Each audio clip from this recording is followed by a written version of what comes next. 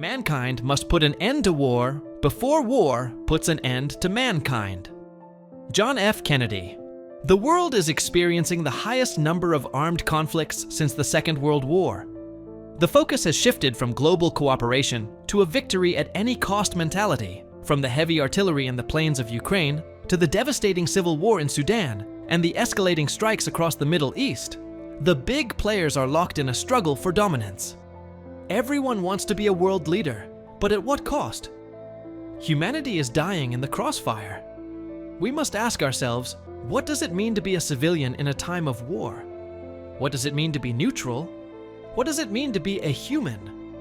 In the heat of conflict, we are often told that the world is a map of lines and colors, that we must choose a side, a flag, or a border. But when the smoke clears, the earth doesn't care about our maps. It only feels the weight of those who have fallen. As the playwright George Bernard Shaw once said, "War does not determine who is right, only who is left." There is a disturbing trend in our history, the celebration of victory built on the foundation of graves. When we cheer for a win that resulted in the displacement of families, the orphaned cries of children, or the destruction of ancient neighborhoods, we lose a piece of our own humanity. When we celebrate the other side's loss, we forget that the other is simply us, born in a different latitude. No one truly wins in a war where the currency of victory is human life. To celebrate a win at the cost of blood is to participate in a collective delusion. The philosopher Bertrand Russell reminded us of this duty. The only thing that will redeem mankind is cooperation, and the first step to cooperation lies in the hearts of individuals. The duty of the human being. So, what do?